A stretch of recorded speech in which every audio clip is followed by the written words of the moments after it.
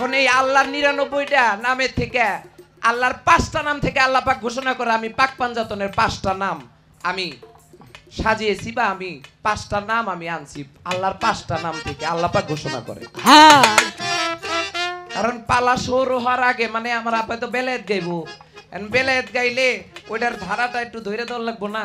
হ্যাঁ হ্যাঁ এই তো ৯৯টা নাম থেকে ৫টা আল্লাহর গুণবাচক নাম থেকে পাক পাঞ্জাতনের ৫টা নাম বের করা হয়েছে। হ্যাঁ আমি জানতে চাই দলিল মতে ৫টা নাম কি? হ্যাঁ এই ৫টা নাম কোন 5টা নাম থেকে আল্লাহর কোন 5টা নাম থেকে পাক পাঞ্জাতনের 5টা নাম? হ্যাঁ করি। এই হলো সর্বপ্রথম একটি প্রশ্ন। আমি কিন্তু ঢাকা থেকে আসি নাই, খুলনা থেকেও আসি নাই, বরিশাল থেকেও আসি নাই। আমার বাড়ি কিন্তু টাঙ্গাইল ডিস্ট্রিক্ট। এই জায়গা থেকে আমার বাড়ি বেরবাড়ি খুব একটা দূরে না। আমি বাংলাদেশের যে কোনো জায়গায় গান করি, আমার একটা গর্ব, আমি টাঙ্গাইলের মানুষ। আমি যে কোনো জায়গায় যাই টাঙ্গাইলের পরিচয় থাকে কি না? অবশ্যই। তো আজকের পরিবেশটা তো অন্যরকম লাগতেছে।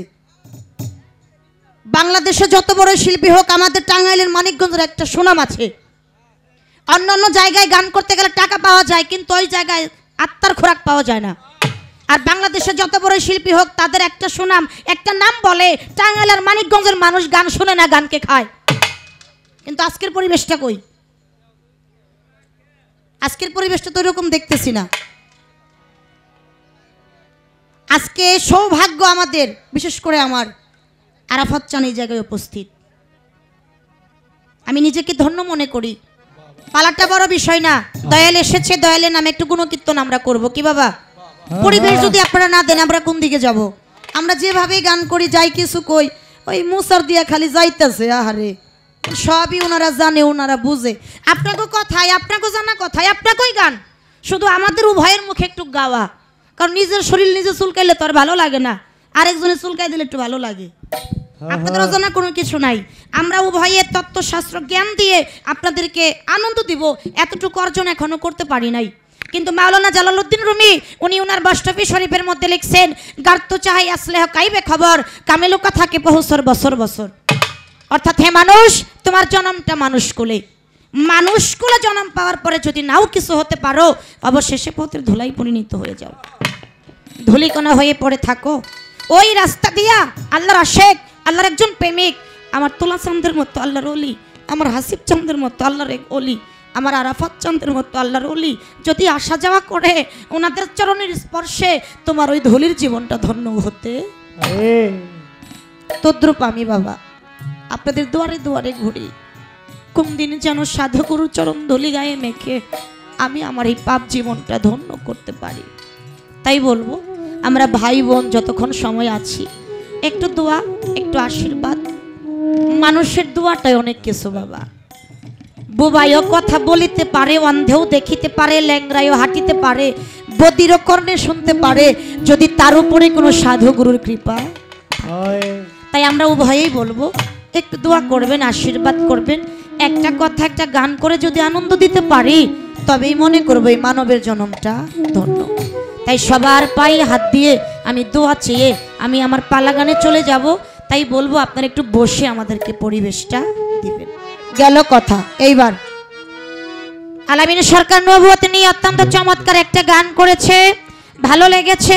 আমার কাছে দুইটা কথা রাখছে, একটা হলো প্রশ্ন, একটা হলো পয়েন্ট। প্রথম একটা গান করলেন, সপ্ততালার উপরেতে ছিল নবুয়ত, নবী পাইল সাক্ষাৎ, সপ্ততালার উপরেতে ছিল নবুয়ত। একটা হলো তলা আর একটা হলো তালা। এই জন্য এই গানটা হাসান কবি মতিউর রহমানের লেখা গান। উনি বলছে সপ্ততালা উপরেতে ছিল নবুয়ত, নবী পাইল সাক্ষাৎ।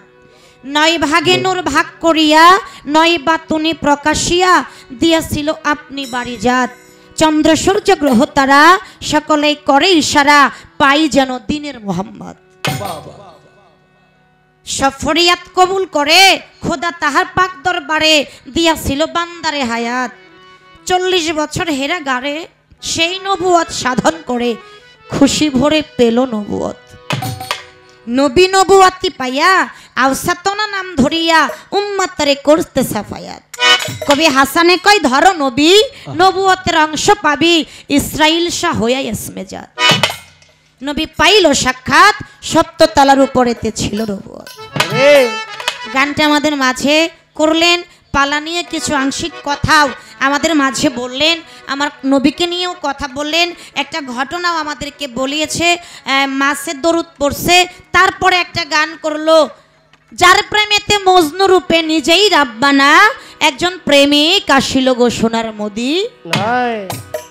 এই জায়গা থেকে একটু কথা আমি পালার আগেই বলি, কেননা ওই যে বলছি কথার পৃষ্ঠে কথা, গানের পৃষ্ঠে গান, এরই নাম হলো বিচার বাউল গান। কথার পৃষ্ঠে কথা নাই, গানের পৃষ্ঠে গান নাই, ওই গানে তেমন একটা সুখ সুবিধাও নাই। আলামিন ভাই, আপনি গান করলেন, যার প্রেমেতে মজনু রূপে নিজেই রাব্বানা, একজন প্রেমিক আসিল গো সোনার মদিনা। এরপরে আপনি কি গাইবেন? আপনি তো ডাইরেক্ট মক্কা থেকে মদিনায় না সারলেন, প্রথমেই যদি এটা হয় পরে গাইবেনটা কি? আমার কাছে পয়েন্ট ধরছে। প্রথম পয়েন্ট হলো, গুরু যখন আসরে থাকুক বা ঘরে থাকুক বা ভক্তের বাড়িতেই থাকুক, একটা ভক্তের প্রথম কর্তব্যটা কি? এটা হলো ওনার পয়েন্ট। আমি আবার অত পয়েন্ট দিয়ে গান করি না, বুঝি না পয়েন্ট ধরুম গানে। তারপরে আমার প্রশ্ন করছে, আমার আল্লাহ পাকের 5টা নাম থেকে পাক পাঞ্জাতনের নাম নেওয়া হয়েছে, এটার মূল রহস্য হাকিগতটা কি? আমি তো আসলে ছোট মানুষ আলামিন ভাই, তেমন বুঝি না। আমি আমার উস্তাদের কাছ থেকে কেবল শিখতেছি, কেবল, কারণ মানুষের জীবনে শেখার কোনো শেষ নাই। কিন্তু আমি এতটুকু বলি, আমি আবারও মনে করিয়ে দেই, আমার পালাটা কিন্তু বেলায়েত। নবীর নবুয়ত মাওলা আলীর বেলায়েত, আমার শুরুটা কিন্তু মাওলা আলীর থেকে আসবে। জিনার নবুত ওনারই বেলায়েত, কিন্তু 2টা পার্ট আছে। যেমন আমার নবীর জীবনী মেরাজ আছে না, একই নবীর 2টি পার্ট। একটা হলো 90 বছরের জিন্দেগি মানে জীবনী, 63 বছর যিনি বেঁচে গেছে, আর 27 বছর এক রাত্রের গোপন ঘটনা, সেটা হলো মেরাজ। একই নবীর 2টা পার্ট না, এই নবুয়ত বেলায়েতটাও কিন্তু একই নবীর নবুয়ত আর বেলায়েত, কিন্তু নবুয়তের ভাগটা আপনার বেলায়েত যার কাছে অর্পণ করছে, মাওলা আলীর কাছে আমার নবী, ওই জায়গা থেকে কিন্তু আমার কথা আসবে। এই জন্য মনে করিয়ে দিলাম, পালা কিন্তু আমার বেলায়েত। আর সুন্দর সুন্দর ভালো লাগতেছে, কারণ আমি যা বলবো প্রথম স্টেজে অনেক বইলা আমার একটু আগাইয়া দিছে, আমার বেশি আর কষ্ট করা লাগবো না। তো যাক, ভালো লাগছে, অনেক কথা বলছে। আমি চেষ্টা করব যে কথা বলছে, আলোচনা বলছে, নবুয়তটা কয়টা হরফ থেকে উৎপত্তি, অর্থাৎ এই হরফগুলার বিষয় কি। নুন বে ইয়াতে, এই হলো নবুয়ত, এই জায়গা থেকে আলোচনা করছে। আমি বলার চেষ্টা করব, একটা গান আগে করি, কারণ একটা বিল্ডিং তৈরি করতে গেলে একটা ফাউন্ডেশন তৈরি করতে হয়। ফাউন্ডেশন ভালো হইলে বিল্ডিং উঠাইতে ভালো, আর যদি ফাউন্ডেশন খারাপ হয় রানা প্লাজারের মতো হইতে পারে। তো রানা প্লাজারের মতো যেন না হয়, আগে একটা ফাউন্ডেশন আমি তৈরি করি। একটু এলোমেলো হয়ে গেছে, তো আমি প্রথমে আমার পালাটা বাউলের সম্রাট প্রয়াত আব্দুর রশিদ সরকার সাহেব আজিমপুর পাক দরবার শরীফ, ওনার একটা গান দিয়ে আমরা পালাটা শুরু করি, তারপর ওনার কাছে কিছু বলার আমি চেষ্টা করব। তো কথাই যে আজকে যা বুঝতেছি, আমি মনে করছিলাম যে মনে হয় কোনো কিছু পাবো না, কিন্তু না, অনেক কিছু পাওয়া যাইব, অনেক কিছু পাওয়া যাবে, ওনার কথার থেকে বোঝা যাইতেছে। হ্যাঁ, ওনার যিনি উস্তাদ গাজী আবুল সরকার, আমি গান করেছি ওনার সাথে, উনি একজন ভালো মনের মানুষ, অনেক পালা গান আমার হয়েছে, সে জায়গা থেকে তো আসছে। কারণ জ্ঞানী মানুষই তো জ্ঞানীর কথা বলে, যে ভালো আরেকজনকে ভালো মনে করে, আর যে মন্দ আরেকজনকে মন্দ মনে করে। তো জ্ঞানী মানুষের সন্তান, তো এই জন্য উনি আমাকে এত বড় করে দেখছে। উনিও আসলে অনেক জ্ঞানী, ওনার মধ্যেও কিছু না কিছু আছে। তো আজকে নবুয়ত নিয়ে পালা, অন্যান্য পালার মধ্যে নবুয়ত বেলাত পালা দিলে আমি নবুয়ত বেশি গাই, পালাটা উল্টো হয়েছে, আমার বেলায়েত পালা দিছে, নবুয়ত পালার আজকে সুযোগ পাই নাই। কিন্তু আজকে ওনার কাছ থেকে কিছু আমরা জানবো, কিছু পাবো, আর আজকে কিছু নিয়ে যাবো। এই জন্য আমার দাদা উস্তাদের একটা গানের বাণী আছে, ভালোবাসায় থাকবে রে তোর সব কিছু সুন্দর, আগে তোর বাসাটা ভালো কর। বাসাটা ভালো আছে, আজকে আলামিন সরকার কিছু দিয়া যাইব, এত দূর থেকে আসছে, আমাদের মেহমান না, আমাদের টাঙ্গাইলের জন্য তো মেহমান। একটা গান করি, তারপরে কিছু বলার চেষ্টা করব। ধন্যবাদ সবাই। ওরে বেলায়েত ইনসান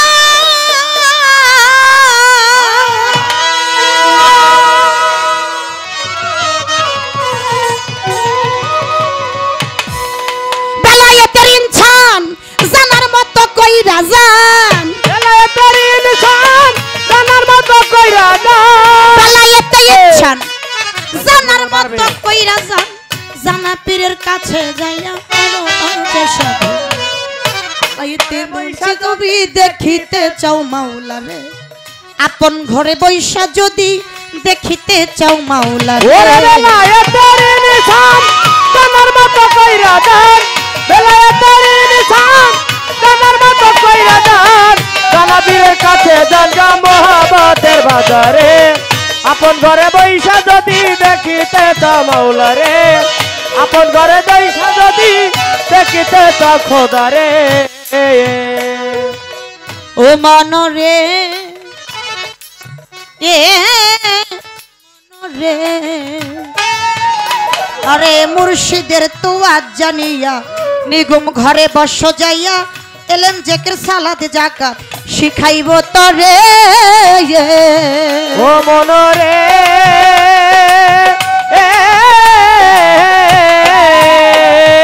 মুর্শিদের তো আজ জানিয়া নিগুম ঘরে বস যাইয়া এলেম জেকের সালাত জিকির শিখাইব তরে তোমার পীর যদি মুকাম্মেল হয় কামেল করিবে নিশ্চয় তোমার পীর যদি মুকাম্মেল হয় কামেল করিবে নিশ্চয় যদি মুকাম্মেল হয় কামেল করিবে নিশ্চয় তৌহিদ তাকালিম ঈমান জানবে তোমার অন্তরে আপন ঘরে বইসা যে তুই দেখিতে চাও মাওলা রে আপন ঘরে বইসা যদি দেখিতে চাও মাওলা রে আপন ঘরে বইসা যদি দেখিতে চাও মাওলা রে আপন ঘরে বইসা যদি দেখিতে চাও খোদা রে আপন ঘরে বইসা যদি দেখিতে চাও খোদা রে ও মন রে এ মন রে ওরে বেলায়েতে কুবরা কায়েম করছে যারা মজবুত থাকিয়া নিজের ইমানটার পরে ও মনরে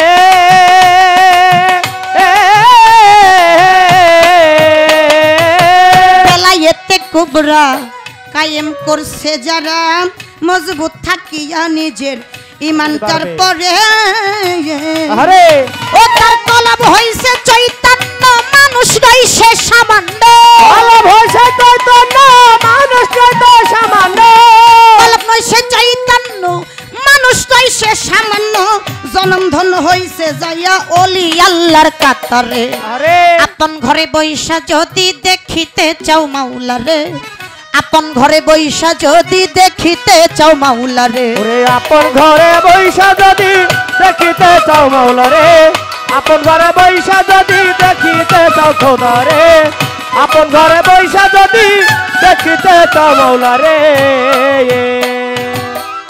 ও মন রে এ বাধি মন বেলায়েতের আবরার হাসিল করবি মন আমার এমন ইবাদত করো বলি মন্তরে ও মনরে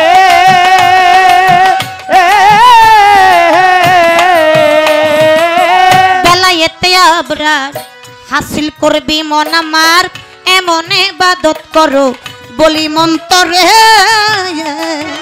যেমন খোদাকে দেখিতেছ দেখা নামাজ পড়তেছ খোদাকে দেখিতেছ দেখা নামাজ পড়তেছ খোদাকে দেখিতেছ দেখা নামাজ পড়তেছ ওই রূপ না পারলে জানো খোদা দেখে তোমারে আপন ঘরে বইসা যদি দেখিতে চাও মাওলা রে আপন ঘরে বইসা যদি দেখিতে চাও মাওলা রে ওরে আপন ঘরে বইসা যদি দেখিতে চাও মাওলা রে আপন ঘরে বইসা যদি দেখিতে চাও খোদা রে আপন ঘরে বইসা যদি দেখিতে চাও খোদা রে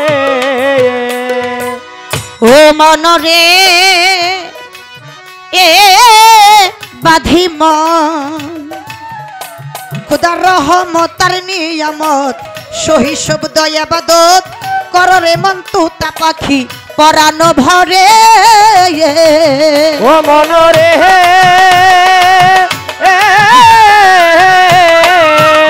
খোদার রহমত আর নিয়ামত সহজ সদ্য এবাদত কররে মন তুতা পাখি পরানো ভরে সরকার রশিদের হয় কপাল বন্ধ জ্ঞানে অন্ধা চক্ষু অন্ধ রশিদের হয় কপাল বন্ধ জ্ঞানে অন্ধা চক্ষু অন্ধ রশিদের হয় কপাল বন্ধ জ্ঞানে অন্ধা চক্ষু অন্ধ পীরের সাথে নাই সম্বন্ধ বহিরা মায়ার ফেরে আপন ঘরে বৈশা যদি দেখিতে চাও মাওলা রে আপন ঘরে বৈশা যদি দেখিতে চাও মাওলা রে আপন ঘরে বৈশা যদি দেখিতে চাও খোদা রে আপন ঘরে বৈশা যদি দেখিতে চাও মাওলা রে আপন ঘরে বৈশা যদি দেখিতে চাও খোদা রে আপন ঘরে বৈশা যদি দেখিতে চাও মাওলা রে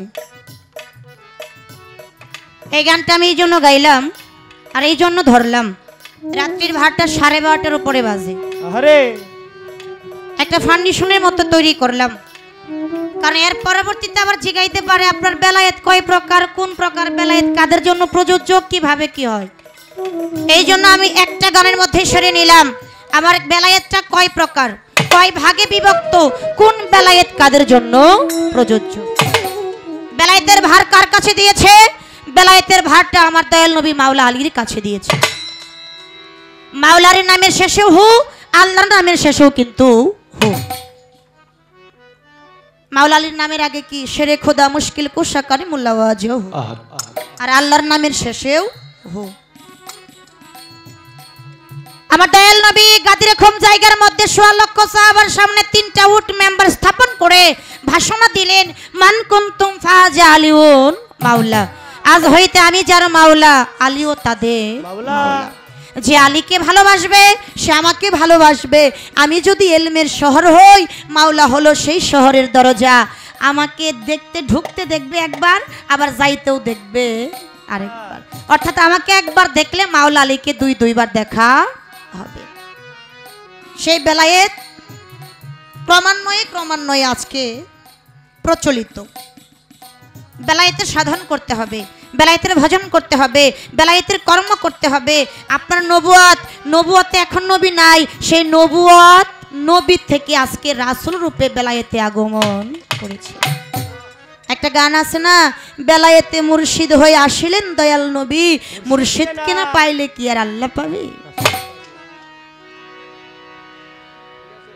অবশ্যই মুর্শিদের সাধন করতে হবে ভজন করতে হবে সে রাসূলকে পাইতে গেলে আগে আমার আরাফাত চাঁদের পায়রবি করতে হবে আরাফাত চাঁদের পায়রবি না করলে রাসূলকে পাওয়া যাবে না তাহলে কি করতে হবে আগে বেলায়েত জগতে ঢুকতে হবে পিঠা যদি আপনি না খান পিঠার কি স্বাদ আপনি বুঝবেন কেমনে আগে আসেন আপনি আমার বেলায়েতে আসেন বেলাতে এসে দেখেন বেলায়েতের পীর মুর্শিদরা কি করে আগে জায়গায় আসতে হবে বেলায়েতের সাধন করতে হবে বেলায়েতের ভজন করতে হবে আমার কাছে পয়েন্ট রাখছে একজন গুরু গোসাই যখন প্রথমে উপস্থিত থাকে একজন প্রকৃত পক্ষের ভক্তের কর্তব্যটা কি আমি অন্য কাউকে থেকে বলি না আমি আমার জায়গা থেকে যতটুকু বুঝি ততটুকু বলি সেটা হলো প্রকৃত পক্ষে একজন মুর্শিদের সাথে দেখা সাক্ষাৎ হইলে এটা সেই দয়াল নবীর আমল থেকে কোরআনের মধ্যেও আছে হাদিসের মধ্যে আসছে অবশ্যই দয়ালকে গুরু পদে ভক্তি দিতে হবে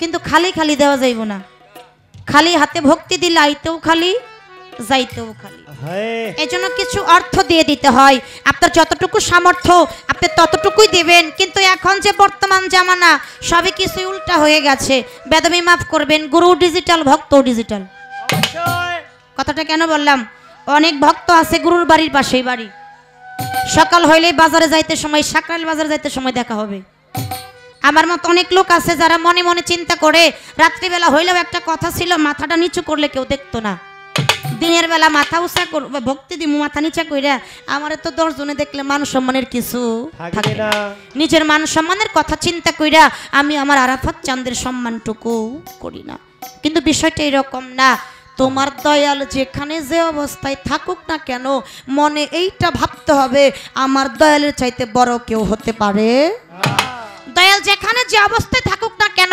অবশ্যই গুরুকে গুরু পদে ভক্তি সম্মানটা করতেই হবে এটা হলো রূপক কিন্তু প্রকৃত পক্ষে আগে নিজেকে ভক্তি রূপে সাজাতে হবে। যতক্ষণ পর্যন্ত নিজেকে ভক্তি রূপে না সাজাবে ততক্ষণ পর্যন্ত তোমার ভজন সাধন সিদ্ধ হবে না। এটা হলো প্রথম একজন শিষ্যের কর্তব্য। আর ভক্ত যে শিষ্য সেবক দাস ভক্ত তিনটা স্তর পাড়ি দিয়ে ভক্তের দরজায় পৌঁছায়। যখন ভক্ত হয়ে যায় শিষ্য যেমন সাদা কাগজ, ওই কাগজের মধ্যে দয়াল যা লিখে ওইটাই লেখা হয়ে থাকে। আর যখন ভক্ত হয় তখন আর কিছু লিখতে হয় না, দয়াল মনে মনে কইলে ভক্ত অটোমেটিক বুঝতে পারে। গুরু আর ভক্ত, ভক্ত আর গুরু, মাঝখান থেকে আর শব্দ উঠে নিলে গুরুই ভক্ত, ভক্তই গুরু। তখনই দুইয়ের মাঝে একটা সবাই, একটা দিন, একটা দেশ, যেই দেশের নাম হলো ফানাফিল্লার দেশ। ফানাফিল্লার দেশে যখন গুরু ভক্ত পৌঁছায়, ওই দেশে পৌঁছানোর পরে কে গুরু কে ভক্ত চেনা বড় দায়। তখনই গুরু নাম কীর্তন ধরে, ভক্তে আমার মাতা পিতা, ভক্তে আমার গুরু, ভক্তে আমার নাম দিয়াছে বাঞ্ছা কল্পতরু, ভক্তের হাতে প্রেমের ডুরি, ভক্তে আমার যেই দিক ঘুরাই আমি সেই দিক ঘুরি, ভক্তে যদি খাই রে খানা আমি খানা খাই, আর ভক্তে যদি না খাই খানা আমি গুরু উপবাসে। তখন ভক্ত আশা করে বসে থাকে না যে গুরুর নৌকায় আমি পার হয়ে যাব, তখন গুরু আশা করে বসে থাকে কোন সময় যেন ভক্তের নৌকায় আমাকে পার করে। এই জন্য আগে নিজেকে ভক্তি রূপে সাজাতে হবে। যতক্ষণ পর্যন্ত ভক্তি রূপে না সাজাবে ততক্ষণ পর্যন্ত ভজন সাধন সিদ্ধ হবে না। আর একটা কথা আমি বলে যাই, নিজের চাইতো বেশি ভালো মুর্শিদকে বাসতে হবে। নিজের জীবনের চাইতো বেশি ভালো মুর্শিদকে বাসতে হবে। আমি ছোট একটা উদাহরণ দেই। একজন মুচি যে জুতুশিলি করে, আমার বড় পীর আব্দুল কাদের জিলানী ওই রাস্তা দিয়ে হেঁটে হেঁটে যায়। আমার বড় পীর আব্দুল কাদের জিলানীর পিছনে অনেক ভক্তরা যাইতেছে। আমার বড় পীরকে দেখা সবাই উঠা দাঁড়াইছে, বড় পীরের দিকে তাকায় রইছে। কিন্তু বড় পীর লক্ষ্য করে দেখলো ওই মুচিটা মাথা উঁচা করে আর তাকায় নাই। বড় পীরের দেখা পিছন দিক দিয়ে ঘুরা অন্য দিকে বসে রয়েছে। এটা একটা লোকের কেমন যেন লাগছে। তখন বড় পীর তাকে বলতেছে, তুমি ওর একটু আমার কাছে আইতো কৌতো। বড় পীরের হুকুম পাইয়া বড় পীর একজন ভক্ত ওই মুচির কাছে গেছে, যে মুচিকে বলতেছে, তোমাকে বড় পীর আব্দুল কাদের জিলানী ডাকে, তোমারে যাইতে কইছে। মুচিটা বলতেছে, যদি বড় পীরের দরকার থাকে বড় পীর নিজে আমার কাছে আইব, আমি যাইতে পারুম না। এই কথাটা কি সামান্য বিষয় বাবা? ওই ভক্তটা যে বড় পীরকে বলছে, হুজুর বলছিলাম আপনার কথা, কিন্তু ও আপনারই নিজে যাইতে কইছে, কত বড় একটা বেদব। বড় পীর আব্দুল কাদের জিলানী কয়, আরে বেদব বইল না, ও যখন আসে নাই তাতে কি আমি যাই। আব্দুল কাদের জিলানী মুচির কাছে গেছে, মুচির মাথাটা নিচুর দিকে। বড় পীর আব্দুল কাদের জিলানী বলতেছে, তুমি কি আমারে চেনো? কয়, আমি চিনি। আমার নাম জানো? কয়, জানি। আচ্ছা, আমারে দেখা রাস্তায় কত শত শত লোক দাঁড়াইয়া রইছে, আমার দিকে আকুল প্রাণে তাকায় রইছে। আচ্ছা, তুমি কেন আমার দিকে তাকাইলা না? তোমার কি একটা নজর আমার দিকে তাকাইতে মন চাই না? আমার চেহারাটা তো কালো কুৎসিত না, তাহলে তুমি কেন তাকাইলা না? মুচিটার মাথা নিচুর দিকেই দুইটা চোখের পানি ছাইরা দিয়ে বলছিল, হুজুর আমি সবই জানি, আপনার ওই চেহারার মধ্যে এমন একটা নূরের মায়া আছে, নূরের একটা ঝলক আছে। হুজুর আমি তাকাইতে পারি না একটা কারণে। আমার বড় পীর কয়, কি কারণ? ওই মুচিটা দুইটা চোখের পানি ছাইরা দিয়ে কইছিল, হুজুর আমার এই পচা গলা দেহটা আমি যার কাছে অর্পণ করে দিছি, যিনি আমার ভবপারের কান্ডারি নিদান কালের সাথী, ও বড় পীর আমার ওই দয়ালের চেহারা তেমন একটা ভালো না, কালো। আপনার তো নূরের চেহারা, আমি আপনার নূরের চেহারার দিকে তাকিয়ে যদি আমি আমার মুর্শিদের রূপটা ভুলে যাই, এই জন্য আমি আপনার দিকে তাকাই নাই। হুজুর আমার কাছে আমার দয়ালের চাইতে সুন্দর চেহারা কারো হতে পারে না। বড় পীর আব্দুল কাদের জিলানী মুচিটাকে বুকের সাথে জড়িয়ে ধরে বলেছিল, তুই প্রথম একজন গুরুর খাঁটি ভক্ত, যে আমার দিকে তাকাইলে গুরুর চেহারা ভুলে যাবে, এই জন্য আমার দিকে তাকাই নাই। তোর মতো ভালোবাসা কয়জন করতে পারে? আমি কথাটা এই জন্য বললাম বাজান, মুর্শিদের চাইতে আপন আমার আরাফত চাঁদের চাইতে বড় জগতে কেউ না। যার যার মুর্শিদ ভক্তের কাছে বড়, তার কাছে খাজা বাবাও কিছু না, বড় পীরও কিছু না। তাই আমার আরাফাত চান, আমার হাসিব চান, আমার তুলা চাঁদের সামনে জগতে কোনো পীর আর বড় হতে পারে না। তাই ভালোবাসলে গুরুকে এইরকম ভালোবাসতে হবে। আপনারা শুনেছেন, জেনেছেন, আমি আর ঘটনাটা বলতে চাই না। এই যে আমাদের বড়িয়া বর্তলা চাঁদের ভক্ত নাইকান বাড়ি ভ্রমর পাগলা ছিল, কি প্রেম করেছিল, কি ভালোবাসা করেছিল। রাস্তা দিয়ে হাঁটলো ভ্রমর, ঠোসা পড়লো আমার তুলা চাঁদের পায়ে। এই প্রেম কি মুখের কথাই হয়? এই প্রেম মুখের কথাই হয় না। প্রেম শব্দ বলাটা সহজ, করা কঠিন একটা ব্যাপার। তাই আলামিন ভাই, বেলায়েত জগতের লোক যারা, তারা কর্ম করে, সাধন করে, ভজন করে, ভজনের বিনিময়ে, কর্মের বিনিময়ে, সাধনের বিনিময়ে তারা আরাফাত চানকে লাভ করে। যে ভক্ত ভজন করে, কর্ম করে, সাধন করে আমার আরাফাত চানকে লাভ করেছে, ওই ভক্তই তখন গুরুর কাছ থেকে ভক্তের দরজাটা কেটে ওই ভক্তের জায়গা থেকে খেলাফত পেয়ে সেও একজন গুরুর খাতায় নাম দিয়েছে। আগেই কর্ম করতে হবে, সাধন করতে হবে। পাকে পাঞ্জাতন, এটা আমার মানব দেহের মধ্যেই আছে। পাক এটা পবিত্র, পাঞ্জা এটা দেহ, আর তন এই পাকে পাঞ্জাতন যার ভিতরে আছে, যেটার কর্ম করে। আর বেলায়েত জগতের লোক যারা, তারা পাক পাঞ্জাতনের কর্ম ছাড়া কোনো কিছু করে না। নূরে হলো দয়াল নবী, আগুনে হলো মাওলা আলী, মাটিতে মা, বাতাসে বড় ইমাম, পানিতে হলো ছোট ইমাম। এই পাকে পাঞ্জাতন মানব দেহের মধ্যে আছে, পাঁচটা তন, পাঁচটা দেহ। এটা সাধন ভজন করতে গেলে মুর্শিদের পায়রবি করতে হবে। যতক্ষণ পর্যন্ত এইটা সাধন ভজন কর্ম না করবে, ততক্ষণ পর্যন্ত বেলায়েত জগতে ঢোকা যাবে। সংক্ষিপ্ত আকার আমি বলার চেষ্টা করলাম। এবার আমিও ছোট করে দুটি কথা আমি ওনার কাছে রাখবো। তার প্রথম কথা হলো, আমি শুনেছি নবী ছিল, নবী আছে, নবী থাকবে। আপনার নবী ছিল নবুয়তে, সেই নবী রাসূল রূপে আগমন করেছে আমার বেলায়েতে। আপনি তো বেলায়েতে আসতে পারবেন না, আপনার পাঠটা হলো নবুয়ত। নবী আছে, থাকবে। আমার একটু জানার বিষয় থাকবে, বোঝার বিষয় থাকবে, আপনার এই নবুয়তের জায়গা থেকে নবীকে কোথায় গেলে পাওয়া যাবে। এই নবীর রূপ সুরত সেকেলটা কি? ওই নবী আর আমার বেলায়েতের রাসূল দুইজন কিন্তু এক নয়। যে নবী সে রাসূল না, যে রাসূল সে নবী না। তাই আপনার নবুয়তের জায়গা থেকে নবীর রূপটা কোথায়, কিভাবে সেকেল সুরত, আর ওই নবীকে কোথায় গেলে পাওয়া যাবে, বর্তমান ওই নবী আছে কোথায়। এক নাম্বার। দুই নাম্বার, এই নবুয়তটা আগে কোথায় ছিল বাবা? হাতে না, পরে আসলো বক্ষে, পরে গেল পৃষ্ঠে। এই যে একটা দৌড়াদৌড়ির মধ্যে যখন পৃষ্ঠ দেশে গেছে, পৃষ্ঠ দেশে যাওয়ার পরে মোহরে নবুয়ত হয়েছে। আমার একটু জানার বিষয়, বোঝার বিষয়। আপনি একটু বলবেন, যখন হাতে ছিল তখন এই নবুয়তের আকৃতি ছিল কি? যখন বক্ষে ছিল, এই বক্ষে নবুয়তের আকৃতিটা ছিল কি? এই বক্ষে থেকে যখন পৃষ্ঠে গেছে, এই যে এক জায়গা থেকে এক জায়গায় দৌড়াদৌড়ি পারার কারণটা, বিষয়বস্তু হাকিগতটা কি? দুইটা কথা। আরেকটা কথা, উনি যখন পয়েন্ট বলছে, আমি পয়েন্ট বলতে চাই না, আমার একটু জানা দরকার।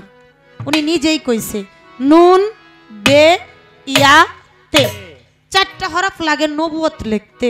আপনি একটু কইবেন এই চারটা হরফের আবিধানিক শব্দের অর্থটা কি?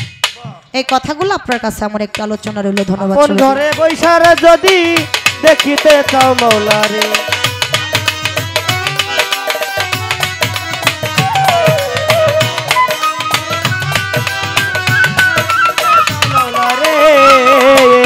ওরে বেলায়েতে ইনসান জানার মতো কইরা যা, বেলায়েতের ইনসান জানার মতো কইরা যা, বেলায়েতে ইনসান জানার মতো কইরা যান, জানা পীরের কাছে জানগা মোহাব্বতের বাজারে। আপন ঘরে বৈশা যে জন দেখিতে চাও মাওলা রে, আপন ঘরে বৈশা যদি দেখিতে চাও মাওলা রে, আপন ঘরে বৈশা যদি দেখিতে চাও মাওলা রে।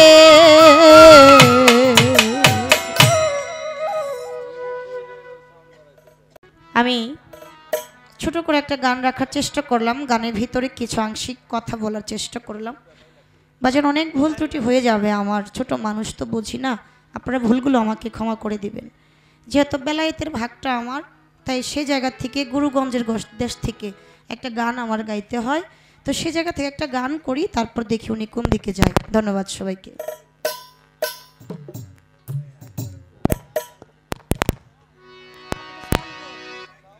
বা একটু হারমোনিয়াম সাউন্ডটা দেন।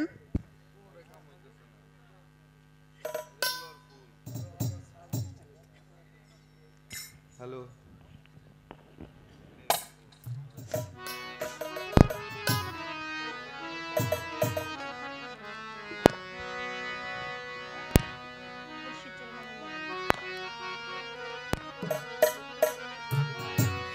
মুর্শিদ চরণ আমুল্লা মুর্শিদ চরণ আমুল্লা ধন, আরাফাত চরণ আমুল্লা ধন, জীবন থাকতে ভুইল না, লোহারে বানাইছে কাঞ্চা সোনা, হাসিব চান পরশ মনি গো, তোলা চান পরশ মনি গো, আরাফাত চান পরশ মনি গো, লোহারে বানাইছে কাঞ্চা সোনা। ওরে মুর্শিদ চরণ আমুল্লা ধন, দয়াল চরণ আমুল্লা ধন, দিন থাকিতে ভুইল না, লোহরে বানাইল রে কাঁচা সোনা। আমার দয়াল পরশ মনি গো, লোহরে বানাইল কাঁচা সোনা। মুর্শিদ চরণ যে করছে সাধন, আমার আরাফাত চরণ, হাকিম চান যে করছে সাধন, ও বিনা দুধে দই পাতাইয়া তৈলাছে মাখো, ওরে বাবে তুই লাসে মাখন গো, তুই লাসে এ মাখন, ওরে বান্ধবী তুই লাসে মাখন গো, তুই লাসে এ মাখন। আমার হাসিব চরণ জগতে যে করছে সাধন, বিনা দুধে দই পাতিয়া তৈলাছে মাখো, ওরে সেই সে মাখন করিলে বক্ষ, সেই সে মাখন করলে মাখন, সেই সে মাখন করিলে বক্ষণ, ভব ক্ষুধা রবে না, লোহারে বানাইছে কাঞ্চা সোনা, আরাফাত চান পরশ মনি গো, হাসিব চান পরশ মনি গো, লোহারে বানাইছে কাঞ্চা সোনা। আমার দয়াল পরশ মনি গো, লোহারে বানাইল কাঞ্চা সোনা। আমার দয়াল পরশ মনি গো, লোহারে বানাইল কাঞ্চা সোনা। বাজান দয়ালের সাথে প্রেম করতে গেলে জীবনে অনেক কিছু ত্যাগ করতে হয়, অনেক জ্বালা যন্ত্রণা সহ্য করতে হয়, কত মানুষে কত কথা কয়, কত লোকে লোক নিন্দা দেয়, তবু যে প্রকৃতপক্ষে ভক্ত হয়ে গেছে, আমার আরাফাত চান হাসিব চানকে ভালোবাসে, তারা লোক নিন্দার ভয় করে না।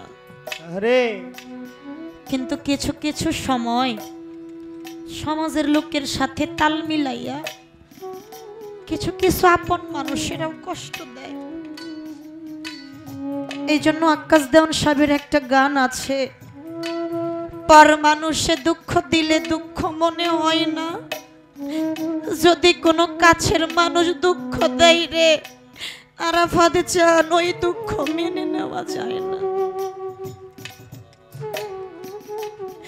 জগতে পঞ্চ প্রকার প্রেম, পঞ্চ প্রকার প্রেম মৈথন করলে একটা প্রেমের উৎপত্তি হয়। যেই প্রেমের নাম হলো নিগুড়তম প্রেম। আরে এই প্রেম যদি কোনো ভক্ত দয়ালের সাথে করতে পারে ওই ভক্তের জন্মটাই ধন্য হয়ে যায়। একটু কথা বলি বাবা, আপনারা শুনেছেন শেখ ফরিদ আউলিয়ার কথা শুনেন নাই? শেখ ফরিদ আউলিয়া উনি ৩ বছরে ইবাদত করছে, তারপরেও কিন্তু ওনার দরকার হয়েছিল বায়াত হওয়ার জন্য। এই শেখ ফরিদ আউলিয়া প্রথমে বোয়ালি শাহ কলমদারের কাছে গেছিল বায়াত হওয়ার জন্য। বোয়ালি শাহ কলমদারের কাছে যায় বলতেছে, আমি লোকের কাছে শুনছি আপনি আল্লাহর একজন মস্ত বড় ওলি, দয়াল আপনি দয়া করে আমারে বায়াত দেন। বোয়ালি শাহ কলমদার বলছিল, শেখ ফরিদ আমার কাছে বায়াত হইতে গেলে একটা পরীক্ষা দিতে হয়। পরীক্ষাটা কি? তাজা একটা কবুতর নিয়া একটা ছোরা নিয়া শেখ ফরিদের হাতে দিছে। বোয়ালি শাহ কলমদার বলতেছে, শেখ ফরিদ এই কবুতরটা তুমি জবাই কইরা আমার কাছে নিয়ে আসবা, কিন্তু মনে রাখো তুমি যখন জবাই করবা দুনিয়ার কেউ যাতে না দেখে। কবুতরটা হাতে নিয়ে ছোরাটা হাতে নিয়ে জবাই করার জন্য গেছে একটা জঙ্গলে, মনে করছে এই জায়গায় কেউ নাই, কেউ দেখবে না। যখন জবাই করবে এমন সময় মনে হইল এই জঙ্গলার ভিতরে তো অনেক পশু পাখি থাকে, উনি না কইছে কেউ যাতে না দেখে, যদি পশু পাখি দেখে তাহলে তো আমারে বায়াত করব না। কথাটা চিন্তা কইরা জঙ্গলা থেকে বার হইয়া এমন একটা নির্জন জায়গায় গেছে, কোনো কিছু নাই, জবাই করবে। এমন সময় মনে হইছে আমি যে কবুতরটার জবাই করতেছি উনি বলছে কেউ যাতে না দেখে, দুনিয়ার মানুষ পশু পাখি যদি না দেখে, এই দুনিয়াটা যে সৃষ্টি করছে স্বয়ং আল্লাহ তো দেখে। আরে উনি তো আমারে দেখে ফেলবে, আমারে তো বায়াত করব না। নিয়ে গেছে ফিরত। বোয়ালি শাহ কলমদার বলতেছে, তুমি জবাই করো নাই? কই না। কই কেন? কয় একটা জঙ্গলার ভিতরে গেলাম, আপনি কইছেন কেউ যাতে না দেখে, মনে মনে চিন্তা করলাম যদি পশু পাখি দেখে আমার জবাই হবে না। পরে গেছি একটা নির্জন জায়গায়, পশু পাখিও নাই, কোনো কিছু নাই। তখন আমার হঠাৎ করে মনে হইল যেই মালিক, যেই স্রষ্টা এই দুনিয়াটাকে সৃষ্টি করছে, দুনিয়ার সবে কিছুর চোখটা ভাঙি দেওয়া যায়, ওই মাওলার চোখটা তো ভাঙি দেওয়া যাবে না। এই জন্য আমি জবাই করতে পারি নাই। বোয়ালি শাহ কলমদার শেখ ফরিদকে টান দিয়া বুকের সাথে জড়াইয়া ধইরা বলে, শেখ ফরিদ রে, আমি তোরে প্রথমেই দেখাই বুঝতে পারছিলাম তুই একজন আল্লাহর বড় ওলি, আমার পক্ষে তোরে মুরিদ করা সম্ভব না রে, আমি তোরে পারুম না। কিন্তু খাজা বাবার একজন ভক্ত আছে যার নাম হচ্ছে কুতুবউদ্দিন বখতিয়ার, সে তোরে মুরিদ করব, তুই তার কাছে চলে যা। আরে কুতুবউদ্দিন বখতিয়ারের ঠিকানা নিয়া শেখ ফরিদ চলে গেছে ওই বাড়িতে। যায় বলতেছে, হুজুর আমি ৩ বছর ইবাদত করছি, আমি মুরিদ হইতে পারি নাই, দয়া করে আপনি আমারে মুরিদ দিবেন। কুতুবউদ্দিন বখতিয়ার বলতেছে, শেখ ফরিদ আমি তোমারে মুরিদ করতে পারি, আমার একটা শর্ত আছে।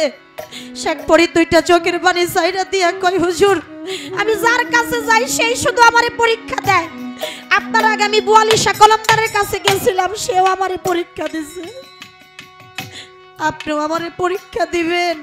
আমার কি জীবনে পরীক্ষা শেষ হবে না?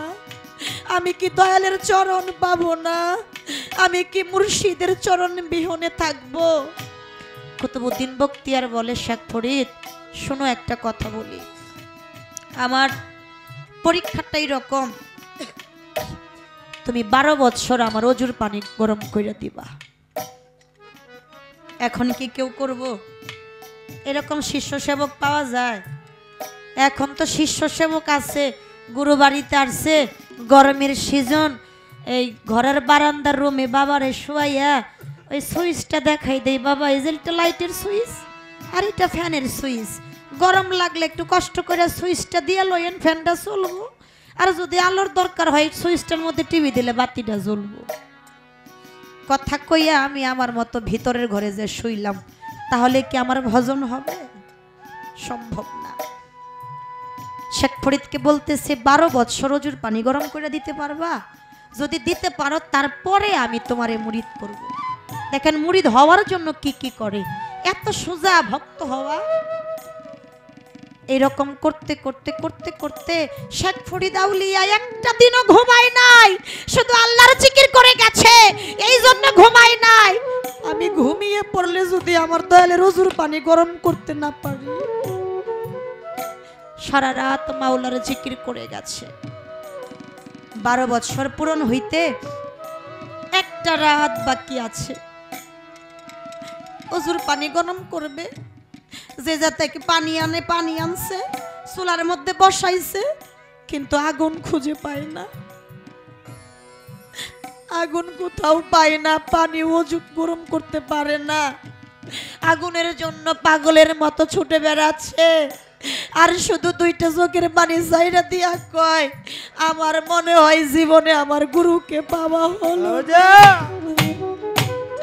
আজকে যদি আমি অজুর পানি গরম করতে না পারি, দয়াল তো আমারে মুরিদ করবে না, কে আমার ভবপারের কান্ডারি হবে? ও আরাফাত চান কে আমার নিদান কালের সাথী হবে? কোথাও আগুন পায় না, পাগলের মতো ছুটে বেড়াচ্ছে। ছুটতে ছুটতে একটা নদীর ধারে চলে গেছে। নদীর ধার থেকে ওপারে লক্ষ্য করে দেখে মিটমিট করে আগুন জ্বলে, মিটমিট করে বাতি জ্বলে। বলতেছে এটাই আমার জীবনের সবচেয়ে বড় পরীক্ষা। আমার দয়াল মনে হয় ওই পারে আমার জন্য আগুন রাখছে, যেভাবেই হোক ওই আগুন নিয়ে আইসা আমার অজুর পানি গরম করতে হবে। কতটা ভালোবাসে দয়াল রে। আগুনের জন্য পাগল হইয়া গভীর রাত্রিতে ওই নদীর মধ্যে ঝাঁপ দিছে। নদীর মাঝখানে যখন চলে গেছে, পানির আঁকা বাঁকার মধ্যে পড়ে ওই শেখ ফরিদ আউলিয়ার সামনেও যাইতে পারে না, পিছনে যাইতে পারে না। শেখ ফরিদ আউলিয়া 2টা চোখের পানি যাইরা দিয়া কয়, ও দয়াল, এটাই মনে হয় আমার শেষ সময়।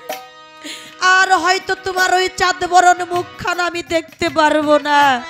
আরাফাত চান আমি চলে যাব, তাতে দুঃখ নাই, কিন্তু যাওয়ার আগে যেন তোমার একটা নজর দেখা যাইতে পারি। তুমি ছাড়া তো কেউ নাই, মুর্শিদ ছাড়া তো ভক্তের কেউ নাই। তাই সেই জায়গায় দাঁড়িয়ে বলছিল, আমি হারাইলে এতালাইশা নাই রে আমি মরলে না, আই কাম দুয়ারে ওরে আমি হারাইলে এতালাইশা নাই রে আমার মরলে না, আই কান দুয়ারে হাসির চানি রে হারাইলে এতালাইশা নাই রে আমি মরলে না, আই কান দুয়ারে ওরে কোথায় রহিলা রে হাসিব চান আমার দয়াল রে, কোথায় রহিলা রে রশিদ চান দয়াল রে। ওরে আমার হারাইলে এতালাইশা নাই রে আমার মরলে না, আই কান দুই না রে। ওরে কোথায় রহিলা রে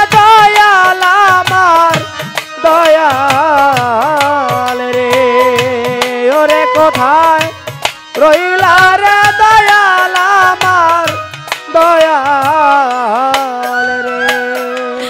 আর ভাত চাঁদ তোমার বাড়ি আমার বাড়ি দয়াল মধ্যে মায়ার বেড়া হাসি বিচানি রে মধ্যে মায়ার বেড়া।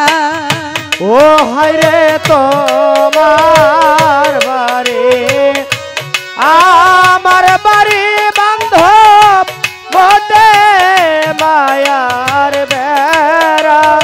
ওরে বান্ধব মধ্যে মায়ার বেড়া।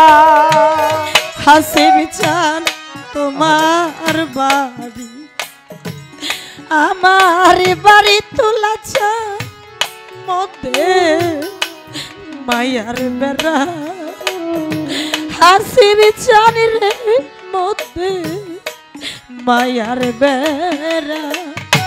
ওরে আমি হাত বার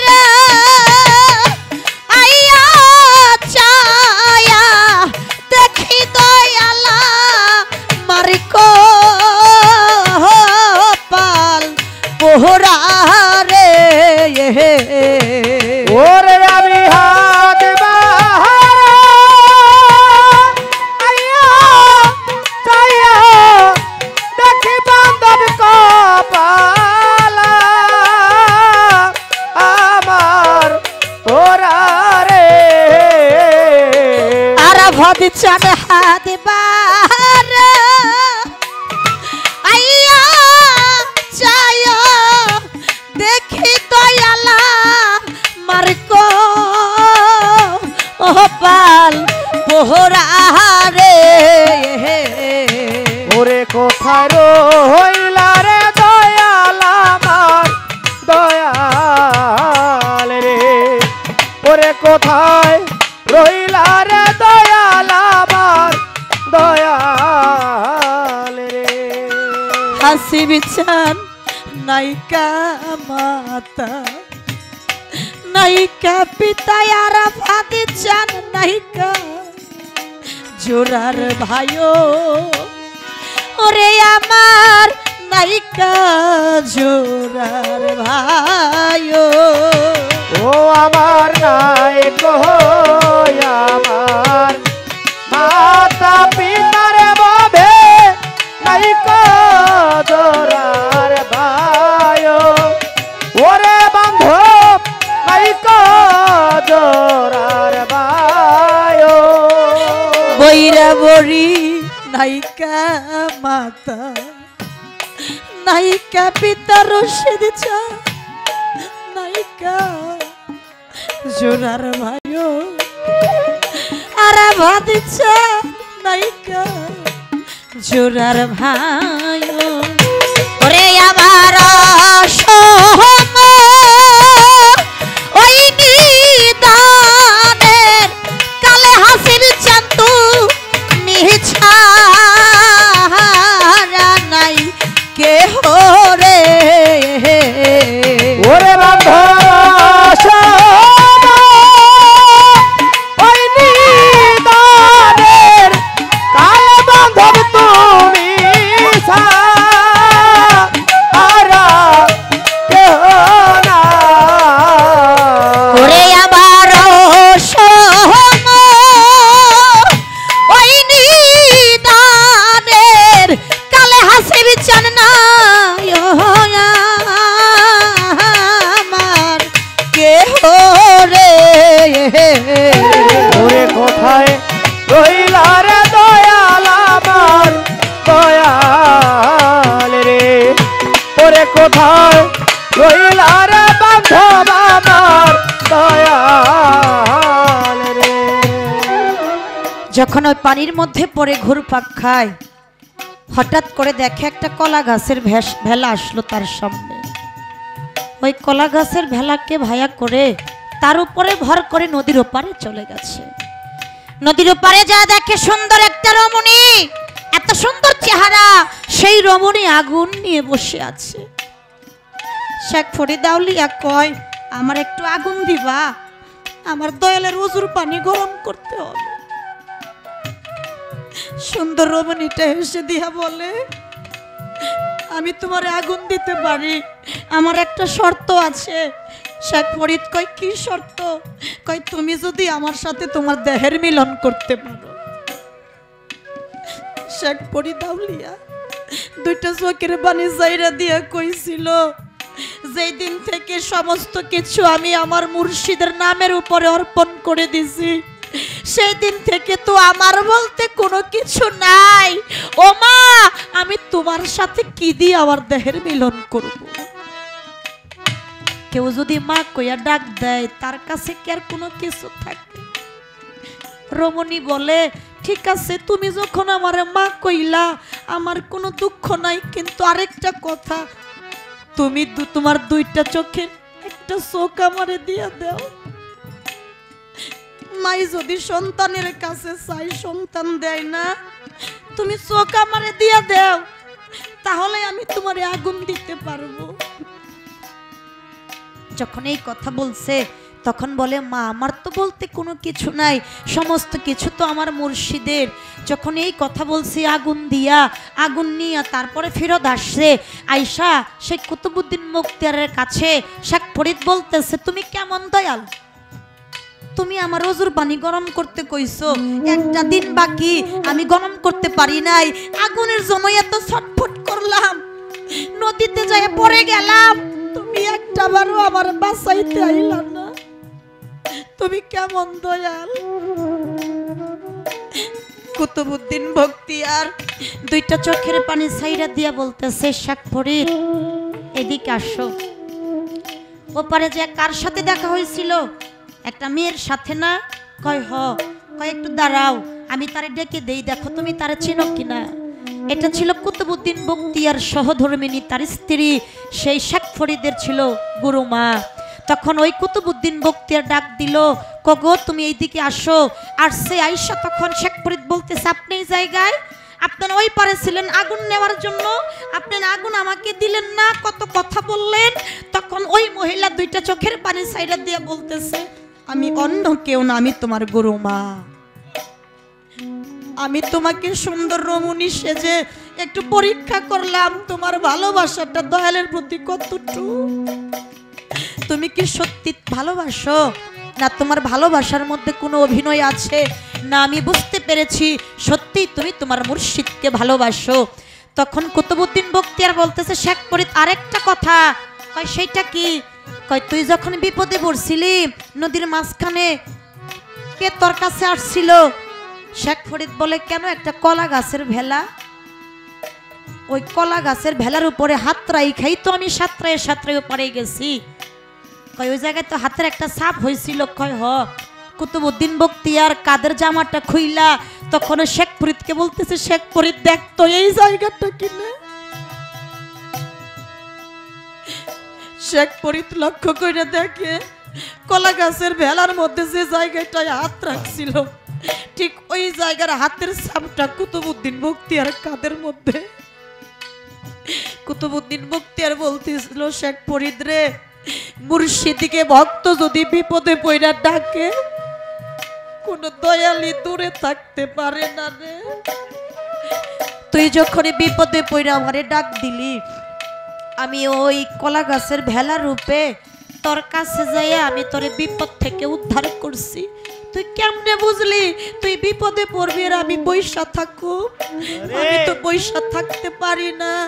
আলামিন ভাই, জগতের মানুষ দেখে ভক্তরা দয়ালের জন্য কাঁদে, এটা জগতের মানুষ দেখে, কিন্তু এইটা দেখে না যে গুরুরাও ভক্তের জন্য কাঁদে। আমার আরাফাত চান, আমার আসিফ চান ভক্তের জন্য কাঁদে, এইটা দেখা যায় না। তাই এই প্রেম করতে হবে, এই সাধন করতে হবে, মুর্শিদের চরণ ভজলেই সবই কিছু পাওয়া যাবে।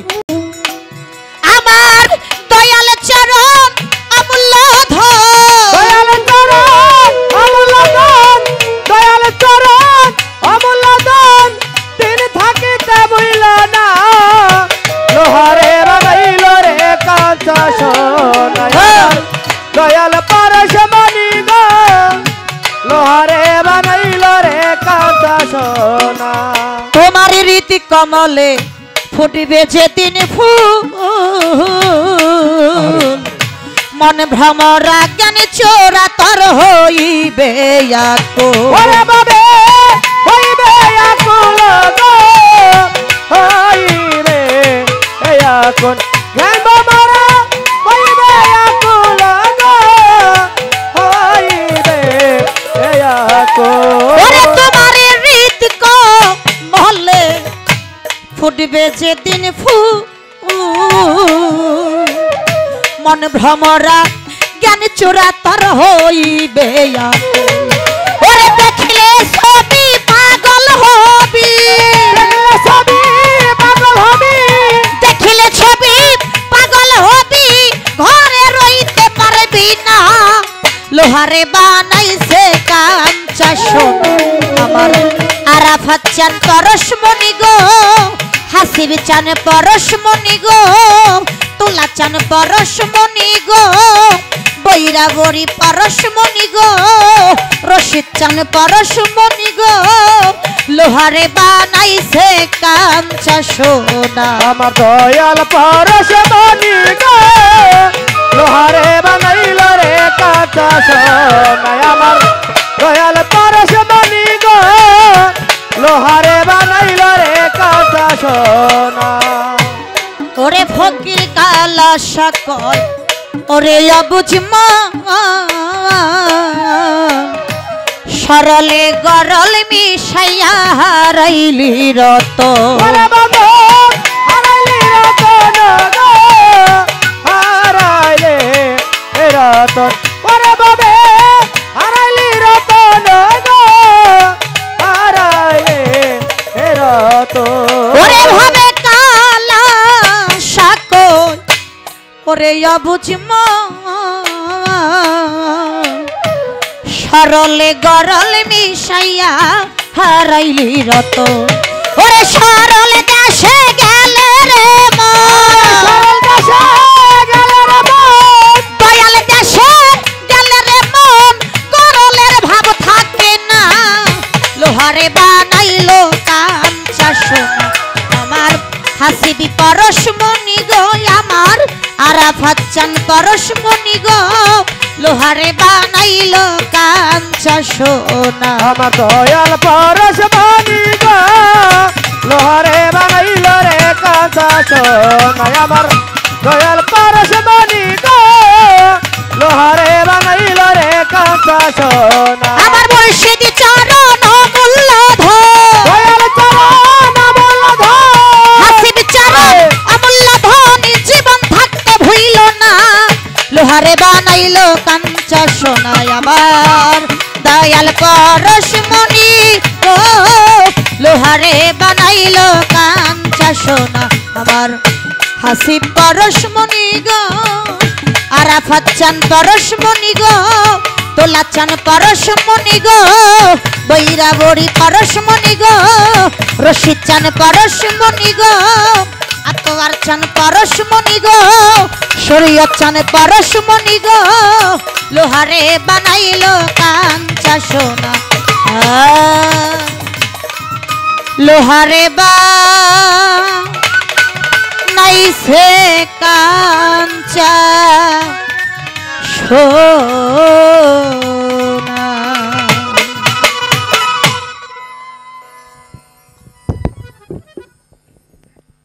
যাই হোক বিসমিল্লাহির রহমানির রহিম।